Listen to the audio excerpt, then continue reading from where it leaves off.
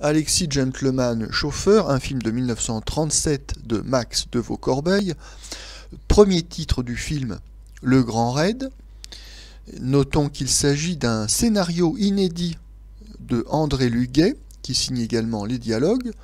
La distribution est composée de Suzy Prime, Annie Rosanne, André Luguet, Raymond Cordy, Michel Durand, et des petits rôles, des seconds rôles que nous apprécions toujours, Pierre Juvenet, René Bergeron, Léonce Corne.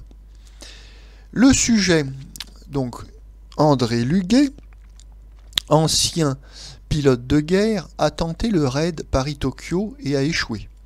Il est devenu chauffeur de taxi avec son camarade Raymond Cordy.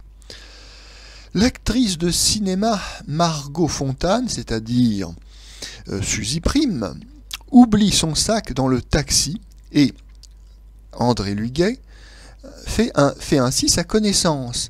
Il va voir tourner la grande actrice et, engagé pour un petit rôle d'aviateur, il décolle et réussit son raid. C'est le signal du bonheur pour les deux amoureux. La première originalité du film tient d'abord au fait que c'est André Luguet, l'acteur, qui écrit le scénario. Ce scénario a pour arrière-fond le monde de l'aviation, des pilotes. Ce n'est pas un hasard, car André Luguet, pendant la Première Guerre mondiale, avait été lui-même pilote de chasse.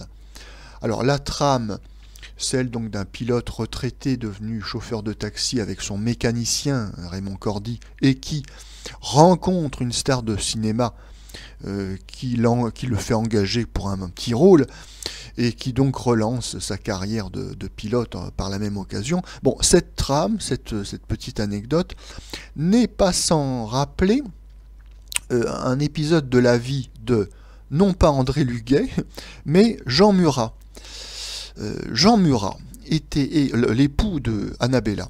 Jean Murat était également pilote de chasse pendant la Première Guerre mondiale, mais à l'inverse d'André Luguet, il n'avait pas déjà une expérience de la scène et du théâtre, il n'était pas acteur. Donc ce Jean Murat est envoyé en mission militaire en 1918 à New York, en tant que pilote, et puis au hasard de ses rencontres, il se trouve dans un studio de cinéma où il va remplacer au pied levé un acteur défaillant, et le voilà lancé dans l'aventure du cinéma, comme quoi l'aviation mène à tout, y compris au cinéma.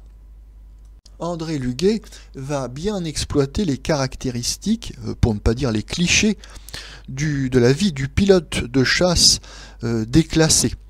Alors, il y a une très bonne ambiance, on a une espèce d'atelier garage pour le taxi qui sert en même temps, dirons-nous, de campement militaire. Oui, André Luguet et son ancien mécanicien Raymond Cordy vivent ensemble dans cette espèce de petite baraque où ils ont leur lit de camp, il y a la popote, enfin, bon, il y a tout un aspect vie militaire prolongée qui est fort sympathique. Il y a une ambiance de chaude camaraderie qui met à l'aise le spectateur. On adhère d'emblée à ce pilote de chasse, on a envie de l'accompagner dans sa revanche.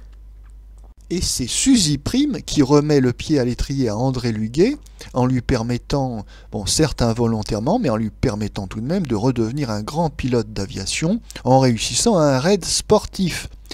Ici, Suzy Prime, elle interprète le rôle d'une actrice célèbre et totalement insupportable, cabotine, caractérielle, égocentrique, etc., etc.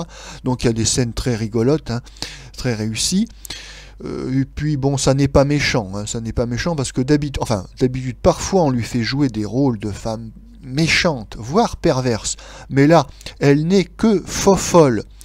C'est pas méchant, et d'autant plus que André Luguet va la remettre dans le bon chemin, dans le droit chemin, grâce au miracle de l'amour.